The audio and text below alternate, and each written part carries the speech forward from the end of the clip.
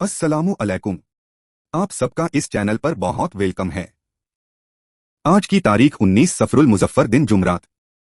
इस्लामी तारीख हजरत यासा अलैहिस्सलाम। हजरत यस का तस्करा कुरान करीम के सूरह नाम और सूरह साद दो जगह आया है, जिसमें उनकी फजीलत और अजमत की खबर दी है।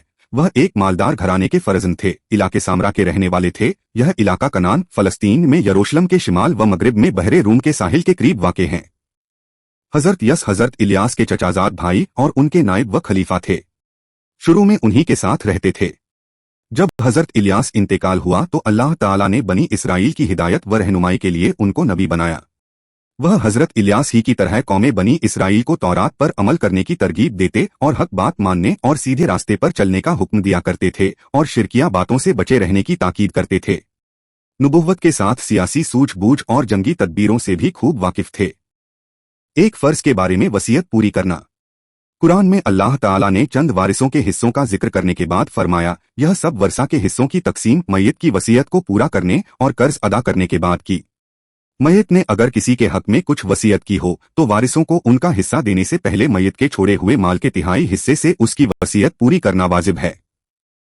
एक सुन्नत के बारे में वजू के बाद तौलिए का इस्तेमाल करना।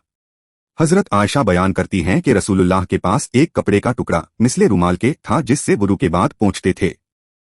एक अहम अमाल बेचा हुआ मॉल वापस लेना। रसूलुल्लाह ने फरमाया, जो शख्स किसी मुसलमान के खरीदे हुए माल को वापस करने पर वापस ले ले तो अल्लाह ताला क़यामत के दिन उसके गुनाह माफ फरमा देगा। एक गुनाह अल्लाह की किसी मखलूक को मत सताओ। रसूलुल्लाह ने फरमाया, एक बेदर्द और बेरहम औरत इसलिए जहन्नम में डाली गई कि उसने एक बिल्ली को बांधकर भूखा मार डाला, न तो उसे कुछ खिलाया और न उसे छोड़ा कि वह जमीन के कीड़े मकोड़ों से अपनी गिजा हासिल कर लेती। आखिरत के बारे में जन्नत के बालाखाने किसके लिए हैं?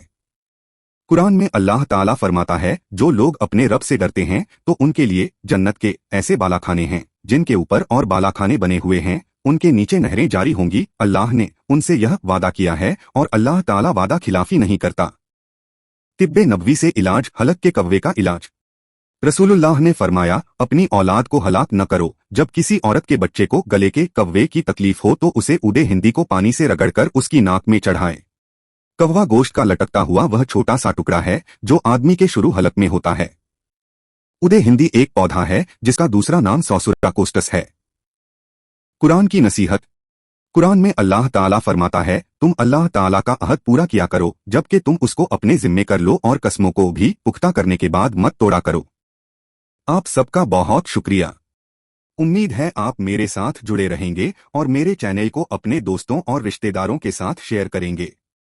खुदा हाफिज। इंशाअल्लाह फिर मिलेंगे।